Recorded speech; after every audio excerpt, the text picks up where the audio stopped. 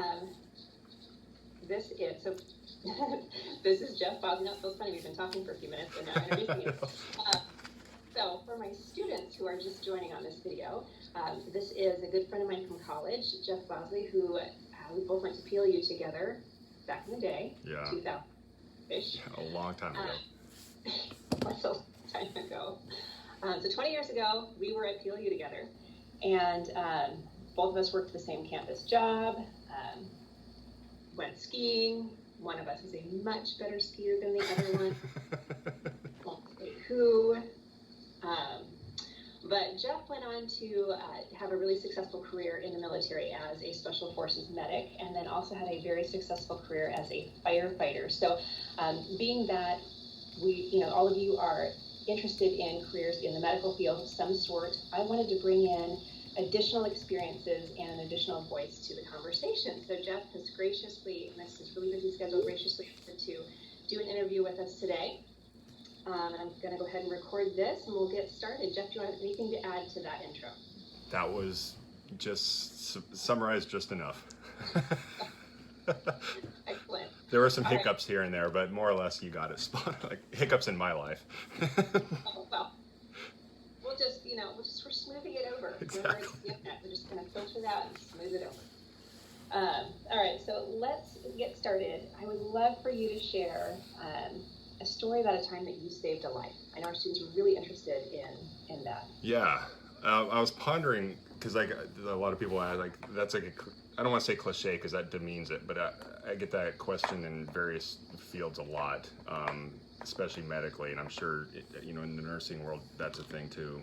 And it's like, it made me go, God, I remember more where I didn't succeed than I did, which was kind of like sad, but it also was just the state of circumstances, which, my conscience was clear in that these people didn't make it.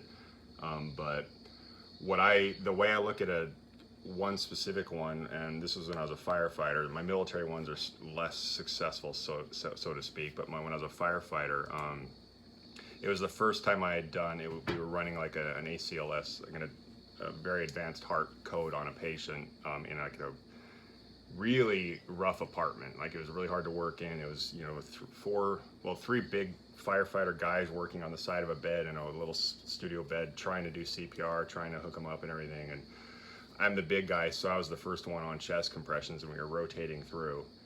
And this is the first time I remember where it hit me mid basically doing mid compressions, where I realized this person isn't going to make it, but we still got to keep trying. And we did, dare I say, save this individual, but it was basically the way I started to look at it after this patient was I saved him. The crew and I saved him long enough for the family to see him at the hospital, so they could kind of say their goodbyes.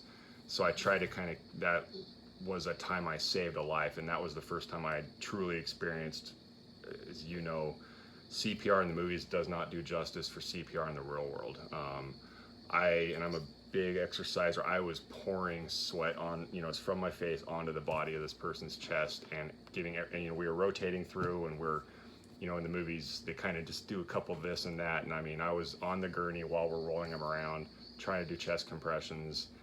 And it is a very violent experience, but it was the time where I realized I'm not saving this life.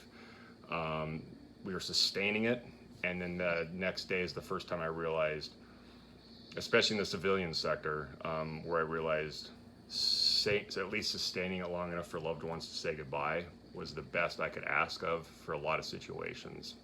So that's that time I sustained a life, or saved it long enough so his wife and kids could say bye. Not the most uplifting one, but off to a good start. And I think that goes back to one of the things we talk about in class is prevention and recognizing symptoms before you get to that point. Yeah. And that is a perfect illustration on why that's so important. Yeah, and this was a big, and they're perfect. And you and I both been in health-related fields for so long that, yeah, I mean, whether it's family or friends, or my family, you can see prevention in heart disease. And unfortunately, and I say all this medically, when we came in this room, this was a very clinically obese individual. And so you could safely assume his lifestyle was not such that was going to prevent heart disease. And I say that with no judgment, but he wasn't setting us up for success. You know, his body was already behind the curve. And and like that, a lot of that stuff. And now, since you and I first met, the older I get, the more I realize that prevention stuff matters. You know, I mean, I'm at the age my dad had his first heart attack, and when he had his, that was back in the day where they cracked the chest open, like that's where they cut the sternum and stuff. And it hit me on my last birthday where I was like, oh, I've almost outlived my dad's first heart attack. And that was where I was like, I gotta call and get my lipid profiles. And I'm like freaking out because I'm like, oh God, prevention, it actually matters now, you know, rather than just like muscling through it and drinking a protein shake. Yeah. No, I pulled a muscle in my chest working out earlier this year, and it freaked me out. I knew it was probably muscular, but I went into the doctor and I was like, I'm 40. You need to check me. Am I dying? Exactly. Yep. We're saying the stuff we used to roll our eyes at to people our age when we were your students' age. Like, yeah. Stop telling me this. I know, right? Okay, so let's back up a bit. When you were in high school, just as my students are, what did you envision as your career path? What did you see yourself doing? In high school, I definitely, my dad recently retired, but at the time was an ER physician. And so I was kind of saturated in the medical field. And to my dad's credit, he wasn't one of those fathers that was like, you will do what I did. But for some reason, I was surrounded by a medical lifestyle. So like I passively kind of got the bug to be in the medical field. So like in high school specifically, I was very interested in sports. So I started doing sports medicine stuff, you know, like taping ankles, diagnosing acute injuries, like in the sporting events, etc. A lot of ortho stuff. So I kind of thought my career path would somehow be medical. I did the cliche, I'm going to be going to college for pre-med thing, like pretty much every senior does, or pre-law. I chose pre-med. So that's what I thought it would look like, is I just assumed something medical. And that's, you know, when I met you, that's when I was doing the whole pre-med thing. So yeah, in high school, I thought that'd be my path. To be continued, probably in a later question. Okay, so interesting trend or perfect transition point. So then what led you to the military? Yes. Kind of the same beginning answer is a lot of my family, I wasn't raised in a military family. I wasn't like, that wasn't shoved down my throat. We had military people here and there in our family, but a lot of it actually I put off going to the military, like a lot of people go out of high school. At the time in high school, I think it was like, God, I just aged myself, 96. I was, I think, scared in that I was scared of a lifestyle change where somebody was in charge of me at that point. So I put it off and I did the college thing because that's what you're supposed to do. That round kind of went rough. I took a year off and then I did the college thing again at another college thinking that would help. That didn't go the way I wanted it. And then 9/11 happened and I still stayed strong. And then finally, it basically, I realized, and this is when I was older than I should have been, I realized this is something I'd regret for the rest of my life if I didn't do it. And that countered my fear of discomfort and having somebody in charge of me and all those, I mean, because it would be a 1000% lifestyle switch. Mm-hmm. So I always knew growing up, I was very influenced by like the movies and Rambo and military-esque things, and that's another ironic anomaly. But I was like, well, I want to be G.I. Joe in the real world, you know, and that's what led me to the career I had in the military. And so the movies led me there, and then life experience led me to finally do it without regret. And yeah, that was the very convoluted path there. It wasn't very scripted by any means. Yeah, because I don't know that I remember much conversation about that in college. I kind of buried it, and I remember at one point in college, I think this was my senior year, I was floundering a little bit, kind of the whole what am I doing thing, and especially my senior year was probably the last time to do that. But I remember I did go to a recruiter at one point, I think my senior year at PLU, and that kind of planted the seed, because I knew I'd always thought I'd want to do it, but I just watched kind of my upbringing was you go to high school, you go to college, you go to pre-med, you go to med school, and you become a doctor. So I was like, okay, white picket fence, 2.5 dogs, barbecues on the weekends. That was just kind of like what I assumed I was going to do. So any anomalies felt like too much of a deviation. But yeah, I think I went to a recruiter once, and then it scared me, actually. It made me dig my heels in more. So when you did join the military and you went the route of medicine within the military framework, and so the training there, and I was looking at the training that you received and some information you sent me, and some of it was stuff that I very much expected, trauma stuff, sutures, different things like that. What I did not expect was stuff like veterinary medicine.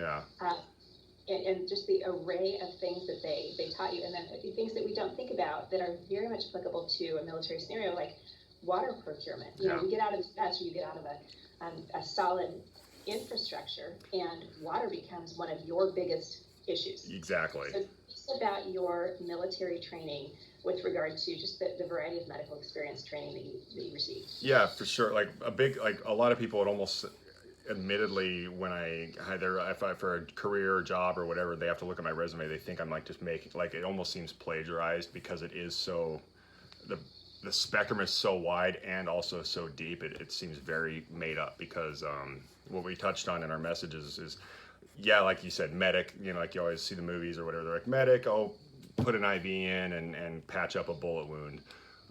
But in my field, the long version short is the Army Special Forces. They're commonly known as the Green Berets. They have specific jobs in there, and my job was the medical guy. And so by no means do I disrespect anybody that is a medic per se in the military, but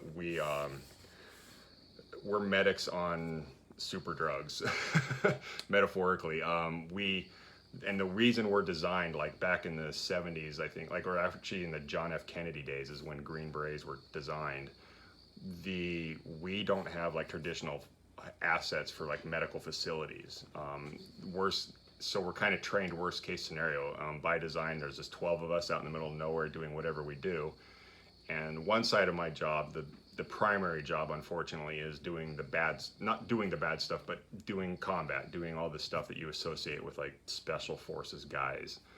And that's the guns and explosions and all that. But they need a medical guy, because we don't have a hospital, we don't have assets to it, we're out in the middle of nowhere, and all those cliche, stereotypical things. And so as a result, the medical guy needs to be trained on everything and anything that is medically feasible across the board.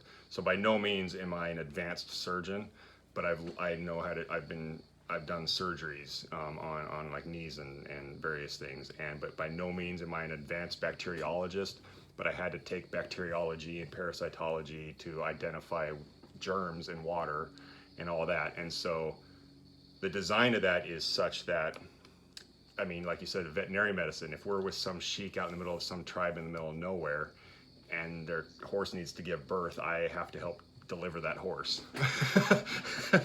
And so it's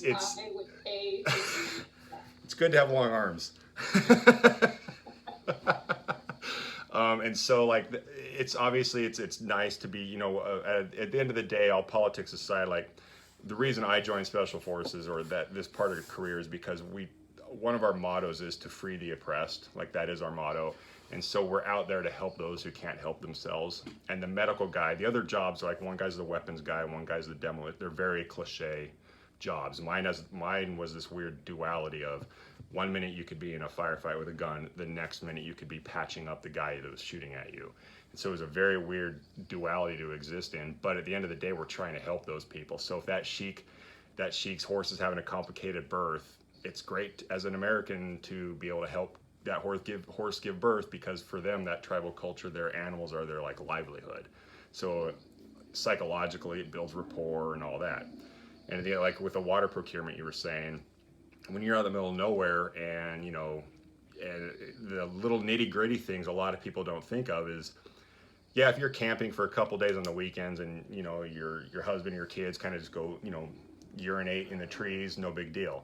But if you're there for 2, 3, 4 months at a time, a lot of these things need to be thought of, because it can work into your drinking water, it can all that. So it's kind of the things you're like, oh, that makes sense, but I never thought about it. So like the medical guy has to go analyze the site and look at where the water flow is, and you dig a trench for where the boys go number 1, and go dig another hole for where everybody goes number 2. And it's a lot of it's not glamorous. There's many a job and an experience where I'm like, this was not in any of the brochures I read on my job.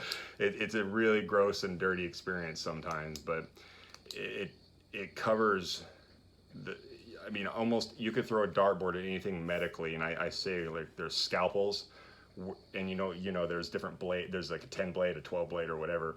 We're like a Swiss Army knife of all the scalpels available, but they're kind of dull. So we can do a little bit of everything, but we're not totally experts. And if you threw a dartboard at any job anywhere, like we had to learn how to identify diseased and decaying tissue through a microscope. Like, we'd actually deploy with guns and bullets and ammunition and all that stuff. And I'd also have a microscope. So if one of my guys, God forbid, gets a leg blown off, I would have to amputate, perform surgery, do anesthesia to put him under anesthesia, perform that, culture the wound, see what organisms are growing, so I could diagnose and then prescribe the right antibiotic based on if it's rods or not cones, stuff I've now forgotten of, basically. So it was a lot of nerdery that I wasn't expecting. That's why it sounds a little almost made up, because I've delivered babies and cows, and I've had to analyze poop. It's just it's. We have a whole unit coming up where I'm like, this whole unit is about poop. Yeah. A lot. I will back you up on the amount of stuff you can learn from poop. It sounds like a educational Dr. Seuss book. It really does. It really does. So, with all that knowledge and experience, what's one of your more memorable military experiences? I would say, and this is very little medically related, but for me, we had to go to a school, without getting, I guess, too into it, but it's called SEER School. Some people have seen, it's been referenced in movies here and there, but unfortunately, it's a school, well, fortunately and unfortunately, it's a school that trains you to deal with being a prisoner of war, not to give, but to receive, because God forbid we got captured, for lack of better terms, it inoculates you to that experience. So God forbid it happens, and you're kind of at least ready for it. Like, a lot of the doctrine is based off of, like, John McCain and his time in Vietnam, and sadly a lot of the Vietnam POWs experience created our doctrine and created our lessons, and it is very saturated with reality is probably the best way to put it. And it is one of the most miserable and memorable experiences of my life, because it's about a month of this, and you are essentially literally a prisoner of war, and they don't, no pun intended, pull any punches. But the most memorable experience to date was at the end of it.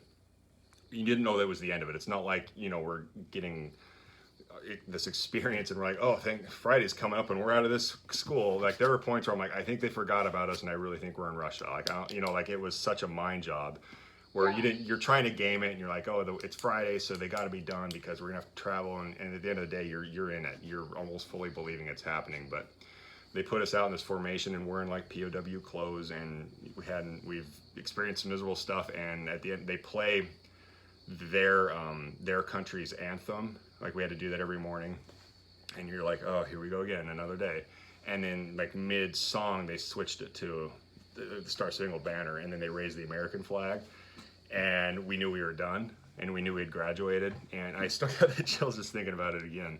And that was the time where I was just physically beaten and metaphorically beaten and exhausted, and when that came up, patriotism or not, it was just like an accomplishment on top of the patriotism. And so that's, to date, I would say that'd be my first answer, is most memorable for sure.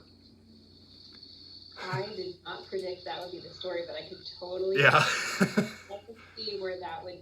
Yeah, because it was in the schoolhouse. We called it the schoolhouse before I was even officially a Green Beret at that point. That was still in just some of our more miserable training. And I've had experiences, but for some reason that's the one that made me.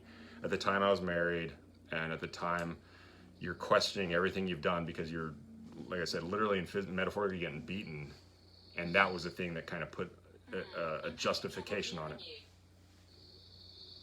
oh, sorry, I got a new iPhone watch, and she thought I was talking to her. I was like, who is that? We obviously didn't learn how to use an Apple Watch back in the day. Yeah. Was that the time if I'm remembering correctly, you lost some weight on that mission? Yes. Yeah, and ironically, because I've always been a little princess about how I eat and everything, I was kind of already inoculated the experience of being starving. But yeah, everybody comes out of that. I mean, like I said, they're obviously safe. Behind the scenes, they actually have a huge staff of psychologists, physicians, and all that monitoring us, because they put it to the brink. But at the end of the day, you don't know what it's like to starve without actually starving. And the goal was to keep like, we've all been through experiences one way or another where if you could have done it again with what you could have probably survived it better, and so that's essentially what this was. And yeah, you starve. You're living until you're captured. You're living off the land. We learned how to eat roadkill. We learned how to eat some hideous things. Not learned. We learned and then had to do it. And you'll find your body emaciates. You get a little of the gastric stomach, the little bubble stomach after a while. And depending on some people came out of there looking sick. Pretty sick.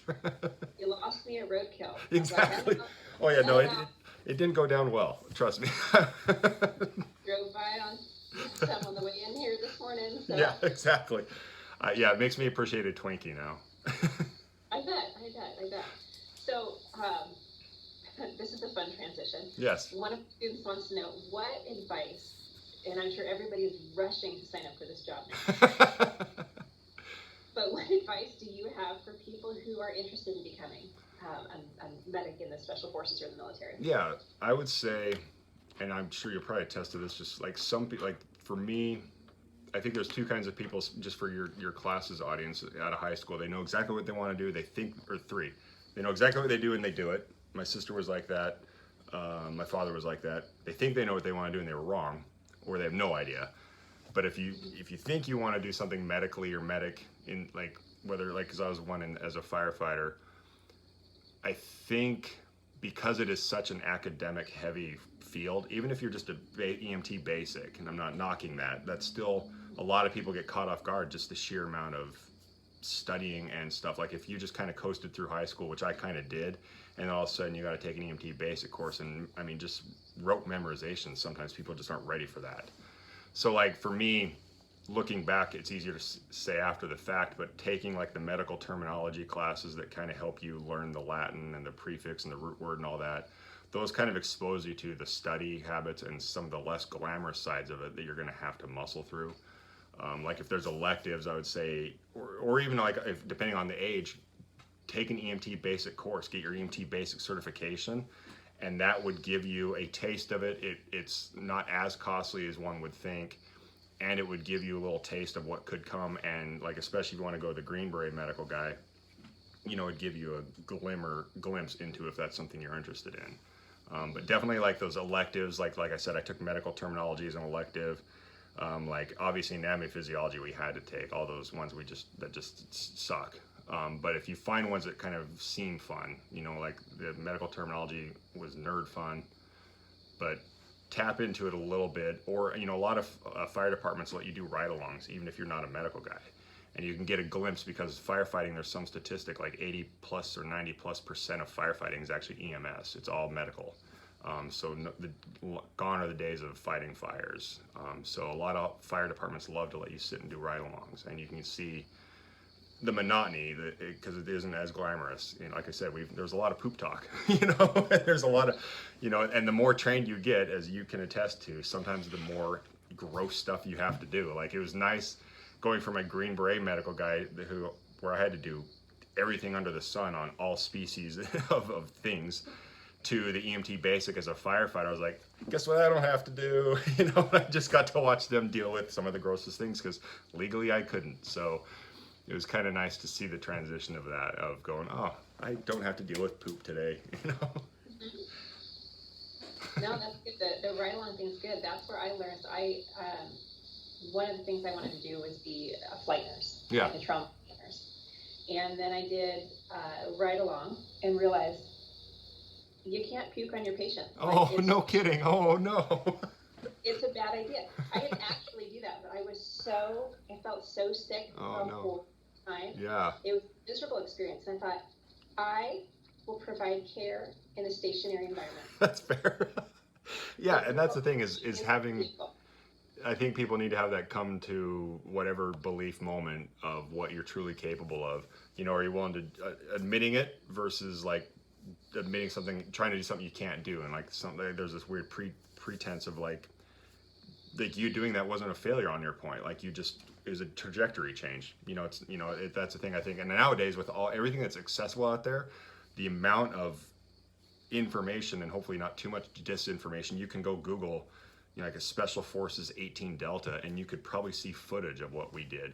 And you know, some of it's really super cool. I won't lie. Like there are days I'm like, I can't believe this is my job. And then other days I'm like, I can't believe this is my job. You know? So it's research and do more research, because there's just too many options. There's not an excuse to not make educated decisions at this point, unfortunately, or fortunately. Right. So speaking of decisions, you transitioned from the military to fire department. Yeah.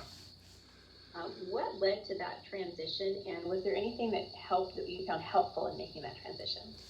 Yeah, the thing that led to me for that was the lifestyle, in that it was the Green Beret world. It's very atypical military. Like when people think of military, they think of large groups of forces and, you know, 20, 30, 40, 50, 60 people working together in tanks and tents and buildings. And Green Berets, it's very much like sometimes you're living in a hole for, you know, God only knows how long, and you're doing it was rough living, but you were used to that unit camaraderie, you know, whether it's the nurses on a shift or the doctors that you're teaming with in the surgery center, or, you know, whatever. So it was just that cohesive unit.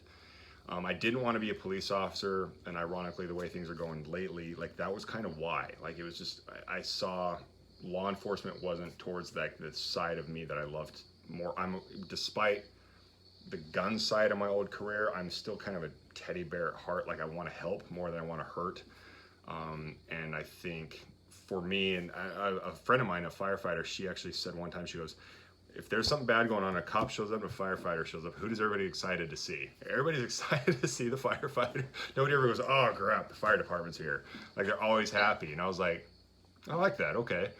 So that kind of led to that team unit, that unit cohesiveness, and that small unit, because sometimes you're only 4 people on a shift for 24 hours. And that spoke to me as far as careers, like cubicles and offices of 30 or 40 people, that didn't work for me. So that transitioned into firefighter. I liked the helping thing and all that. And it kind of just matched my mentality. And making that transition, it was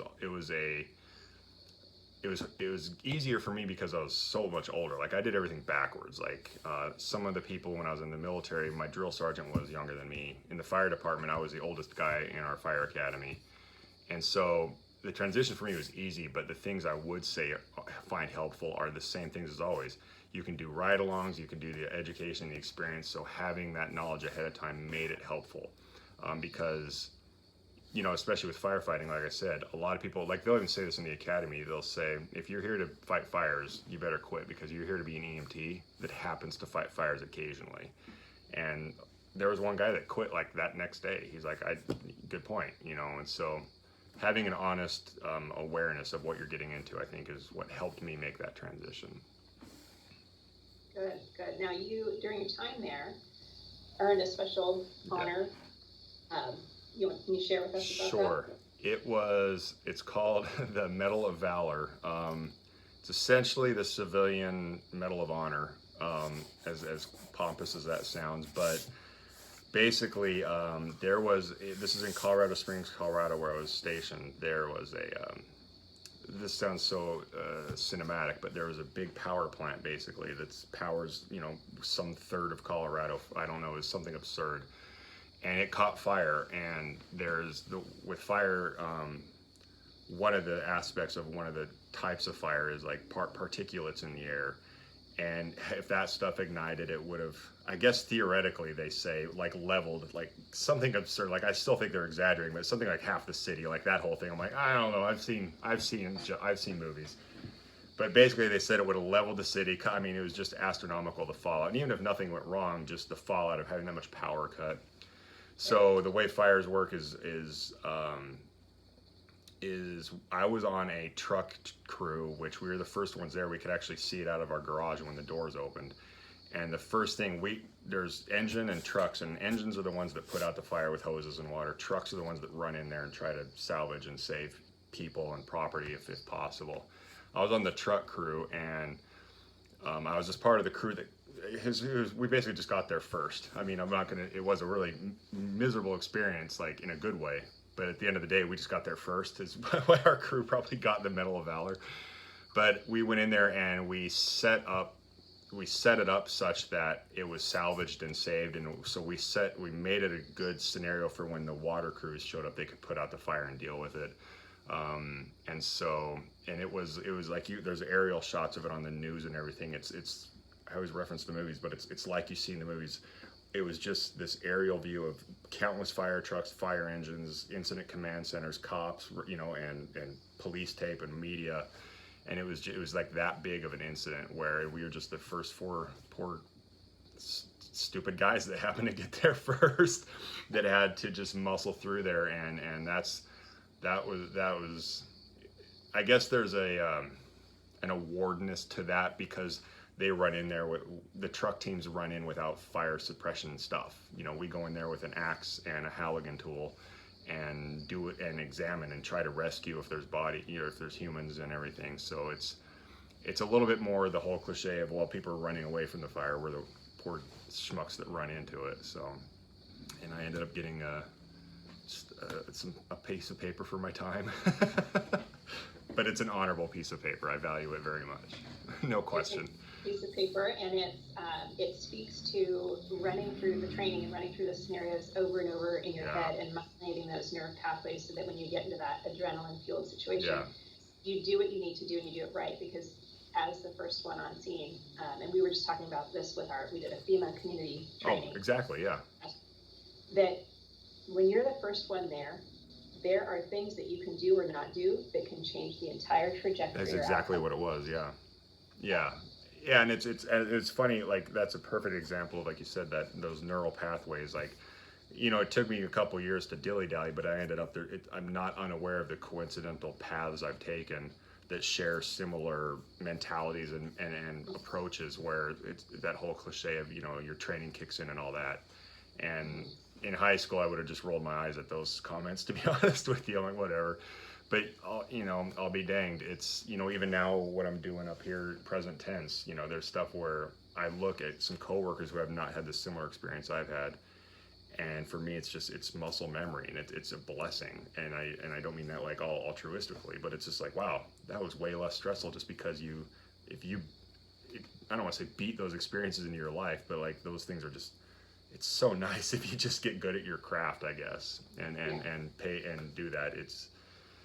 And it makes anything good. Like, if anybody gets in a car wreck right now, whether it's your nursing careers or my careers, like, you just click, and it's not like you're this crazy superhero of awesomeness. It's just things work, and that's your world, and it's done and over. Then you go home and you're like, holy crap, that just happened. Then you realize and process, and I like being that in my life versus, I guess, who I was when I was 18, constantly running around panicking. Now, what were you saying? How did your training between firefighter and medic-wise?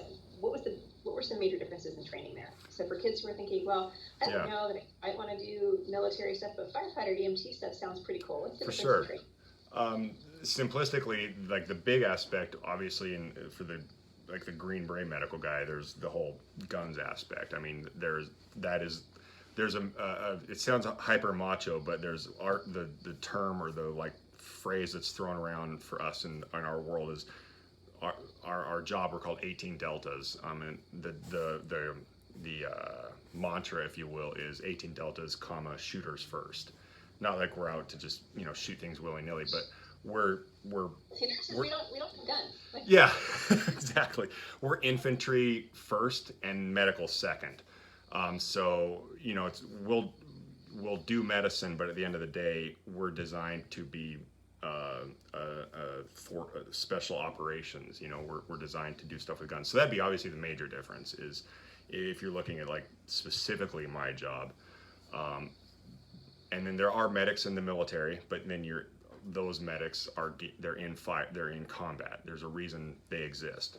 So that'd obviously be the huge discrepancy between medic or military and civilian. But I think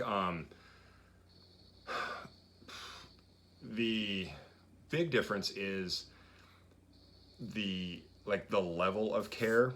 Like basically, and without being cocky sounding, we were essentially doctors. And some people, like I mean, like I said, my dad's an ER doctor. I don't think I'd want to be a doctor. You know, that's just me. Like you didn't want to be a flight nurse after you had that experience. It just wasn't. And so firefighting and EMT it's literally a more basic job, but it's a very specific basic job.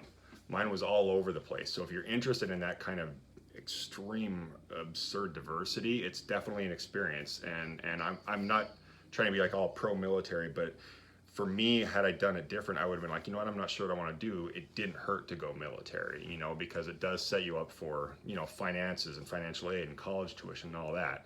So that's a huge difference. And then you could use that to go to firefighting. You could use that asset, you know, because I mean, even at the end of the day, a lot of people don't know this with law enforcement or fire or EMS. Like when you take the civil service test, when you're a vet, you get 10-point bonus right off the bat.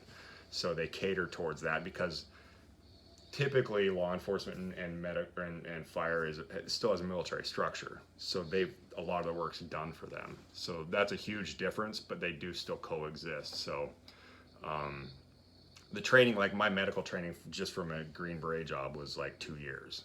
So like it was a 2-year investment, whereas firefighter and EMT basic training was, like, it could be measured in like, I think 16 weeks or something. So they're both careers, but I mean, and that was just the medical part. Like the whole Green Beret thing, from like tryouts to putting on that green fancy hat, was like 3 years almost. And so it's pretty extreme. But that's not to say they don't definitely overlap, for sure. Mm-hmm. Do you have, I know that obviously the power plant story is significantly memorable. Yeah. Is there another story that stands out as particularly memorable, or like this was, you know, it could be funny, it could be serious, you know, whatever, but from your firefighting experience, a story that's particularly sticks out to you? Yes. It's kind of an amalgamation of experiences, but one of my favorite things about firefighting was watching kids look up at us. Like at the end of the worst day possible or the worst 24 hours possible, whether it was life, limb, and death or whatever the shift was, or just sheer exhaustion. You know, I can remember explicitly one where we just went to the grocery store, like you see firefighters, they park their engine in the grocery store and they go running and get groceries. We're loading up our groceries and leaving, and I was just in the back seat, and like it was like watching a kid chase an ice cream truck. Like this kid was ecstatic to see us. His dad doesn't know what's going on. He's trying to run next to us, and we waved, and it made his day. He didn't know it was Jeff Bosley. He just saw a firefighter, and that was really cool just to kind of see that, I don't know, that wholesome innocence. And so like interacting with the kids, like having kids when they would come do station tours, like everything with kids made that job great for some reason. Like, and like if you could do a kids tour like every 3 days guaranteed, it could make some of the worst shifts. Like it could neutralize a bad day. So it's all, anything to do with kids specifically, but that one where I saw, like I always likened it to the ice cream truck. Like he was just so ecstatic. You know what?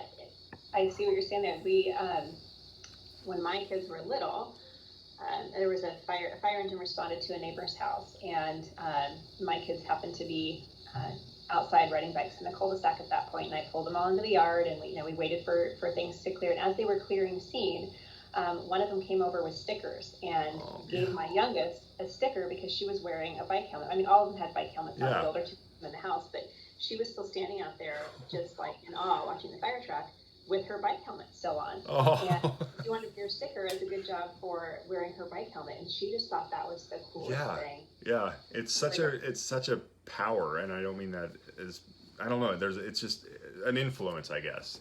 And it's just amazing if you use it right, you know. I mean, I think every career has like exhaustion and burnout and all that, but I think, if you can have your better days and try to find that to never forget those moments, it makes it totally worth it for sure. Yeah, I loved handing out the little stickers that were like a firefighter badge. Yeah. You know, don't get me wrong, there were days where I'm like, here, kid, like, you know, but then I'm like, oh, that's still kind of cool, you know. So that brings me to my next question. So shifting gears a little bit here. In my class, I talk about gratitude a lot. We talk about coming from a place of gratitude and finding joy in the midst of things that are tough. Can you think of a way that this applies to your experiences, or an example of where choosing gratitude or joy really has helped you? Yeah, I think like you and I were kind of talking offline for a second. Like, I'm a person that kind of, I have to like maybe take one or two counts to go find, you know, be positive, Jeff. Don't go down that negative rabbit hole. But I think, or I know for a fact, especially in the military, that there's maybe even like sense of humor kind of can coincide with joy, but I think like the moments. Okay, well, I'll make this medical somehow. So like specific experiences, yeah, like so this sounds like so hard to say.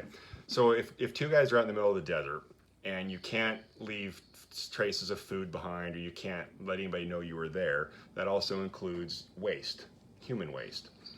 And so, and a lot of people don't think of this, but the people are like, oh, that makes sense. So what you go in with, you go out with, and that includes everything that comes out of you. And that's the less glamorous stuff where you have to help your buddy catch it in a bag. And so that is obviously disgusting, and I'm like, that is one of those moments, and it's I don't mean it to be it's really funny, and I'm not saying it to be crude, but it was one of those. I'm sure in the moment it's like, yeah, and a right hand to God, I keyed this phrase from this memory in this moment where I'm holding essentially a Ziploc bag under my buddy's bum, and I'm like thinking to myself, this was not in the brochure. Like, they didn't say, want to be a Green Beret, travel the world, be Rambo? You get to hold a Ziploc with poo in it, you know? But that was the moment where, like, we were miserable, and it was just funny. And that humor, like, just finding humor in the situation allows you, because, I mean, I don't know the science behind it, but I know when I'm on my more optimistic days or joyous days or gracious days, those it's almost a fact you can get through some really miserable experiences. And so that was a trivial moment of joy, but that is indicative of all the horrors I've been through, or just hard things I've been through, or finding, this is like a little TED talky here-ish, but like finding my why. That was my gratitude. And so like my why at the, you know, I was really big on loyalty and family and all that, and at the time I was a very loyal husband, and we had a great marriage at the time. But like, that was my touchstone. That was my gratitude. Like, you know, I made it through this. I can get back to my wife and see my mom and my dad. So like that gratitude, and I mean, that's why you see in the movies, like, a guy will have a picture of his wife or his mom or his kid in their helmet, you know. So those experiences, those, like I call them those touchstones, or those why things, those get me through and help me through it for sure.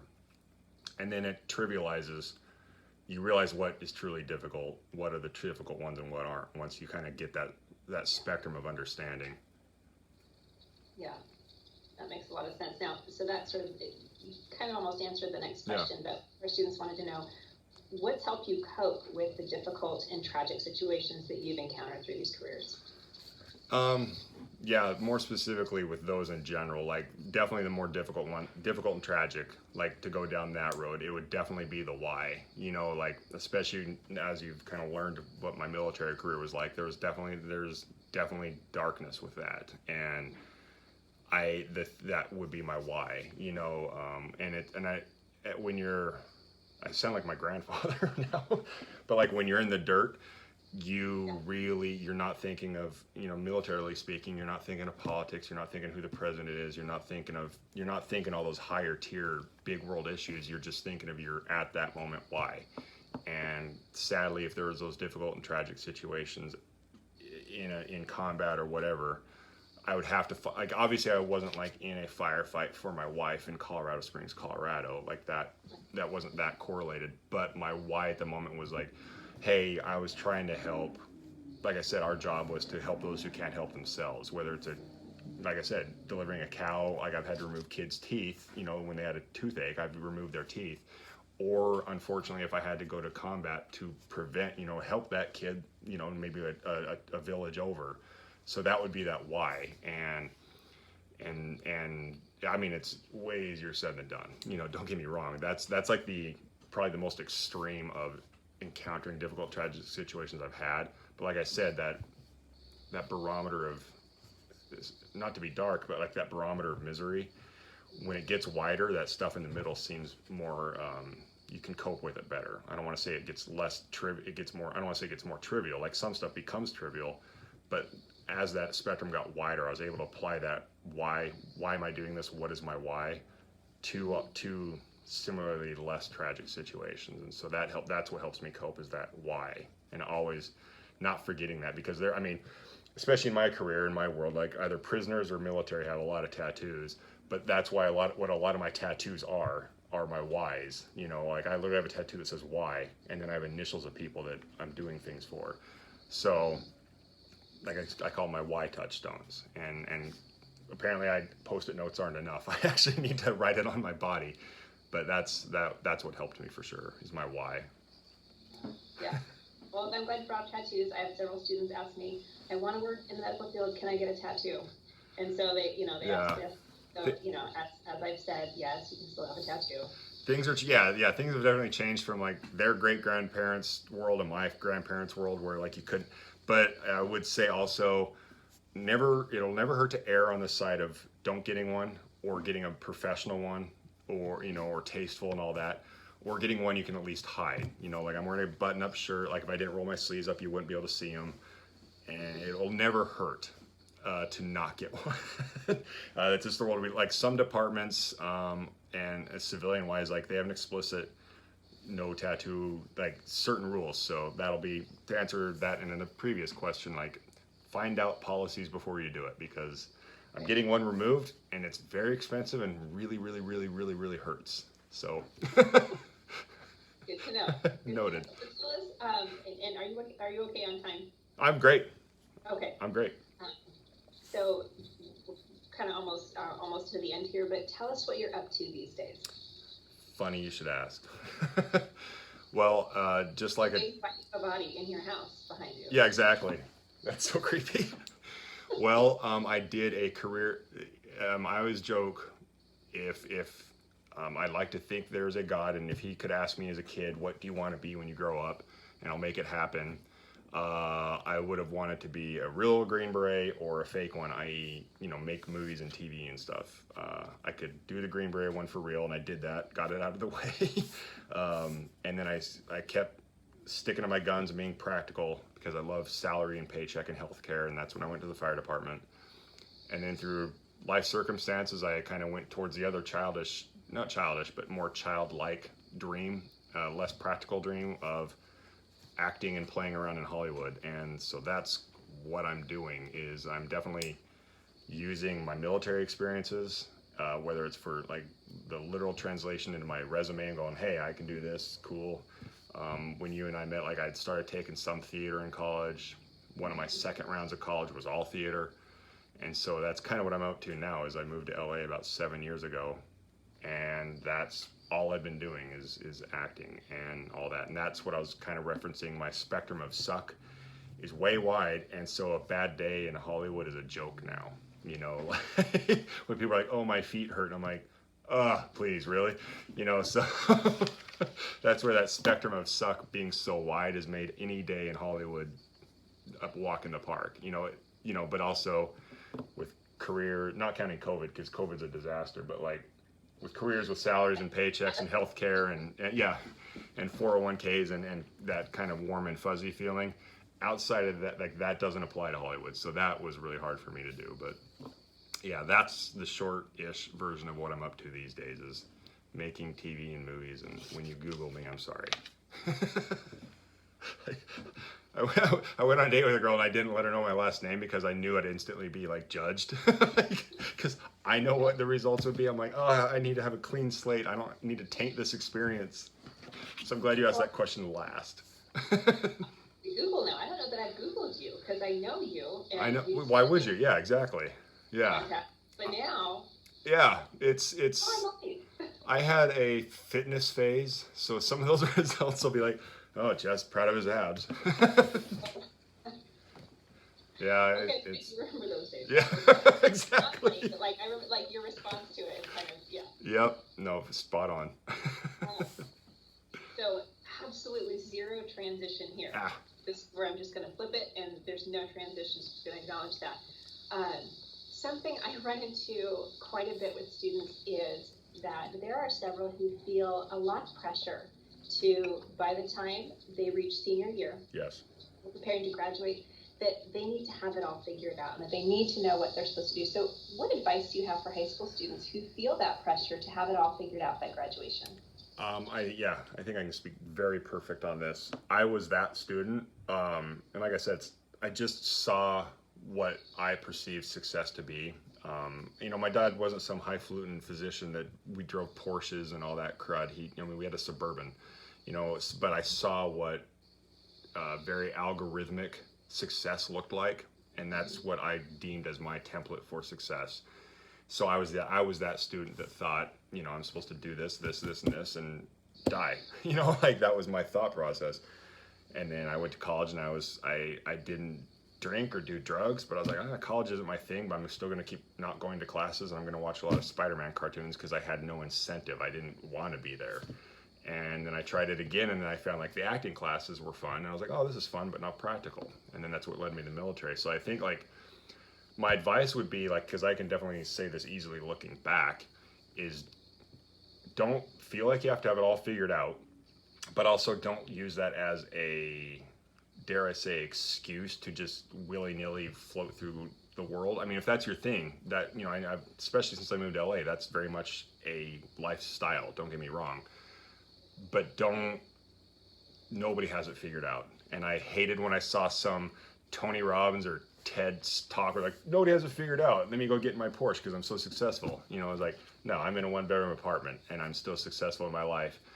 But I did not have it figured out. And I got successes I'm proud of. When I kind of released on that need to have exactly successful career. And you know me enough to know that I'm a very much like, I love control and perfection and exact situations that I just like, it has to be my way, hell or high water. But it never works that way. The harder you squeeze Jello, the more it falls out of your hands, And so my advice would be like, don't commit to something so fully that you waste whether your academic career or a chunk of your life, because that's how it's supposed to be. Because a little TED talk-ish here, but regret sucks. Like if you spend 8 years thinking you want to be a doctor, and then your first day on shift, you're like, this is horrible. Great. Now I have 8 years I just lost. If you're willing to do those miserable sacrifices for the outcome, like the Green Beret thing was a long, painful road for me, but it was worth every second of it. I wouldn't change it anything.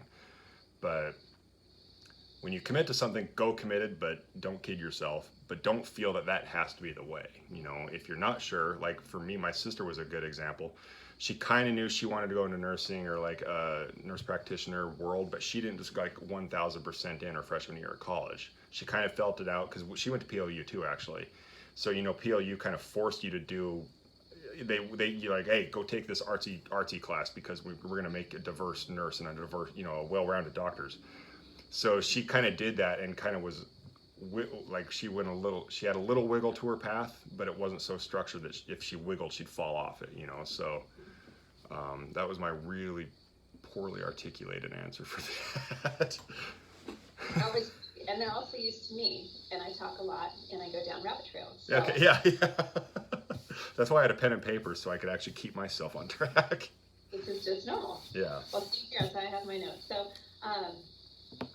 any final thoughts for our students? Anything that I didn't cover, or that you're like, gosh, I wish you said this to me? I think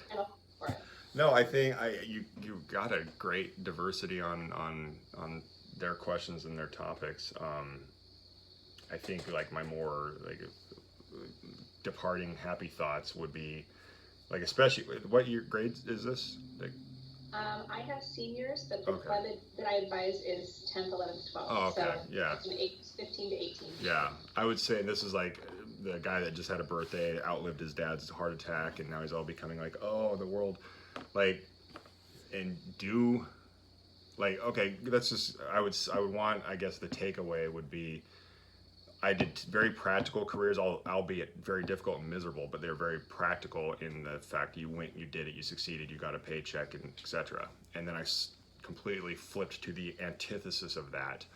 And it was hard to do that just because of like how I'm built. Like I wish there was a go to this school, take this class, become a famous actor. That doesn't exist.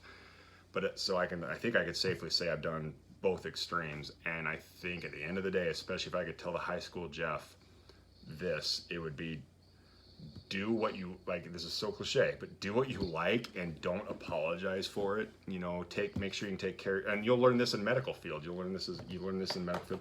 Like there's this triage of you got to take care of yourself first. They say it on airplanes with the air mask. Take care of yourself first, and then the other people, and the other people. Like EMTs, they're taught take care of yours first, then your partner, then the ambulance, and then the patient. You know, and then I had to do some horrible triage for mass casualties and like triage that pleasure. And as long as you're happy with what you're doing and you're taking care of your dog, in my case, you know, like, you know, no harm, no foul. So I guess that's what I'd tell my high school self is don't be so hard on yourself to the point where you sneeze and, you know, 15 years have passed. So. Because it does go fast. Yes, and I hated when old people said that crap, and now we have the internet to force it down our throats, but at the end of the day, I'm, you know, live and learn. Mm-hmm. Well, Jeff, thank you so much. I know you are extraordinarily busy, and I just really appreciate you taking time to talk with us today. This is a blast. Join me in my empty classroom of virtual learning. It's okay. We have good buddy over here. I don't have a name for this guy. I probably should. Well, I don't know. Considering you use him for beating senseless, yeah. Combat punching bag, anatomically correct punching bag. Yeah. You may not want to name him. That's true. Yeah, he's my anomalous punching bag. My anonymous punching bag. There you go.